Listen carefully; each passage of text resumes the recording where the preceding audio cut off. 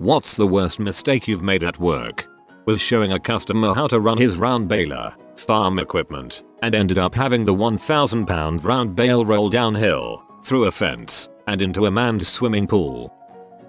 Back in the mid-2000s I was working at a small financial firm. One day, I accidentally clicked the sort by column in an Excel spreadsheet with every client's. We probably had 500 and clients' accounts, address and information. Well, unbeknownst to young little me, I was 18, far younger than any other person in the office. That shuffled every single address, so none matched up with the clients' names. That weekend several pieces of mail were sent to each address, and come Monday, well, crap. None of the mail was sent to the right address. Clients were P. Co-workers were P. Management was P. Overall, the mistake cost about $15,000. No one ever found out it was me, as I was young and not high up in the company and nearly every single person had looked over that spreadsheet at one point in time. Yeah, I felt awful about it. No, I never said anything. They spent weeks trying to figure out what had happened, and honestly I didn't realize my mistake until after the whole mess transpired.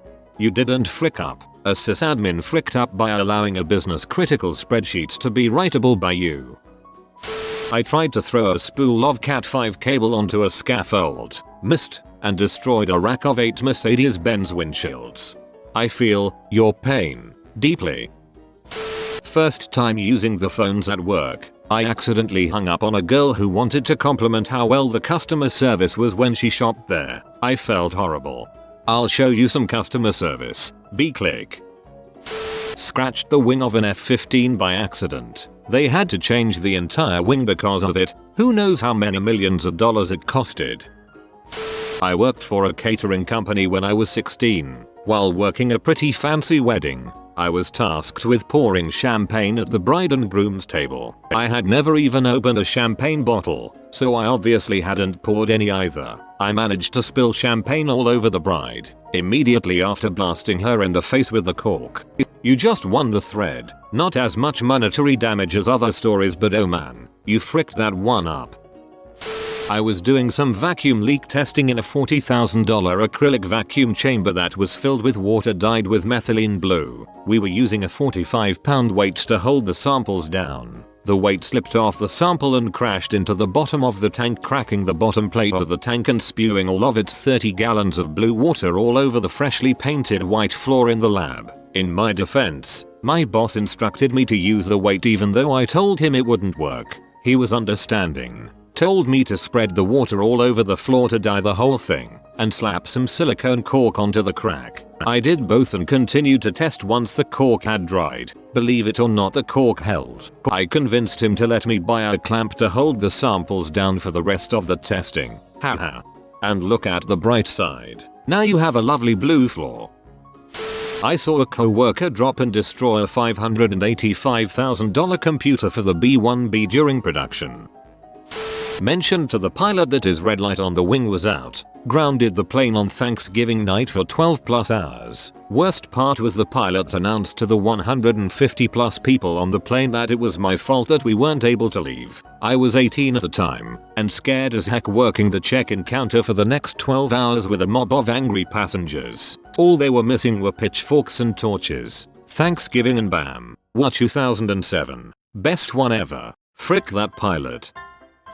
I ordered a new lens for our microscope. It cost about $10,000 and that was a deal. The other places had this lens for about $5K more. Boss was quite happy I managed to save so much money. It ended up not being a phase contrast lens, so we couldn't view cells. Many LOL were had, especially when it was non-returnable.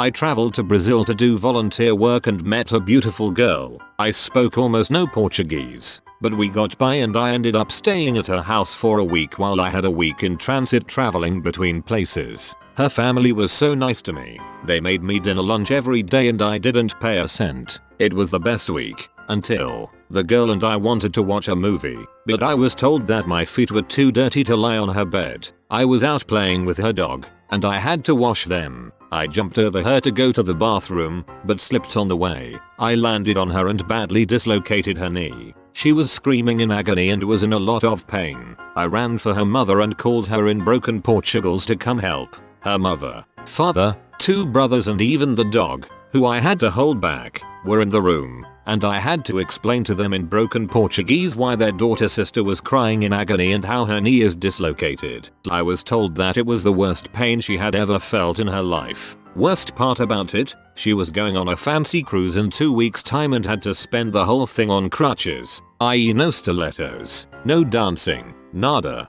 For the curious, we are still together 3 years later and her family, and of course my girlfriend, love telling the story. When my girlfriend was waiting for the doctor, my girlfriend's mother said she was more worried for me. She thought I was going to pass out because I went so pale. I will take the embarrassment to my grave. That didn't end the way I thought it would. Good work, buddy. Cut off the tip of my thumb while cutting garlic. Had to throw away the garlic. I'm a robotic engineer. I was working a job at a sausage packing factory. I set the payload parameters too low. To make a long story short, everyone went home that day having been sausage slapped by a robot. Another nurse, not me, gave an iron injection to a woman who happened to be in the adult entertainment industry using the incorrect technique, which resulted in a horrible giant stain on the skin of her ass. Fell through the ceiling of a multi-million-dollar home. The house had been under construction for over 2 years and was set to be 100% complete the next day. If you fell through a ceiling on a house, I don't think it was fit to be 100% complete. I used to work for a veterinarian and one of our tasks was to euthanize sick animals just like any other vet's office. The veterinarian usually left this task up to the other technicians and myself, until one day we put the wrong dog to sleep. I still feel awful about it to this day. Both dogs were sick and both were poodles, and I was instructed to go get the sick poodle ready for euthanasia. I was flirting with a co-worker after we had closed. She said something about not being afraid of anything, so, being the wise ass that I am, I stretched a rubber band and pointed it at her face from a foot away. I just stared at her. She smiled and said, "You don't have the balls." So, naturally, I let go of the rubber band, but I tried to do it in the way where it shoots backwards, just to fake her out. Well, as you could guess with the context of this thread, it ended up going the other direction, the in her face direction. Smacks her in the face right under her eye. It welted up almost instantly and her eye get red and tit up. Instead of apologizing like every ounce of my body was screaming for me to do, I just said, "I don't have the what now?" She just started laughing and then I explained I didn't mean to hit her, and we still went out on our date. Dated for several months after. Accidentally turned off 911 service for the entire city of San Diego once. It was only for about 30 seconds, but made me feel bad. I was a grooms engineer for MCI WorldCom back in the late 90s. My job was to decide which backbone internet pipes, DS3S, OC48s, OC192s, etc. to route traffic through, and sometimes change them. I made a mistake. I caught it right away, but on something that big it takes a few seconds for everything to propagate. This means that instructions to the backbone internet router's switches take commands, kind of like dropping a pebble in a pond. A wave of info rolls out. Even if you make another change in the middle, you have to wait for it to propagate out. In this case it was some BGPSS7 commands. That's it. Tried to stack 1-ton containers of pork rind and other meat byproducts for high. Failed. Spent the rest of the day picking up 3 tons of said byproducts. Failed to include the line supplied without cord. Must be installed by an electrician in the product sheet and manual of a 400V 10 kilowatts bakery oven. Customers were not amused. Mistranslated caution. Wet floor is Acton. Nassenboden, a German native speaker, erupted in laughter when he saw the 5,000 signs when they were delivered. Spent too much time on Reddit, causing a production delay for a seasonal product, missing the season.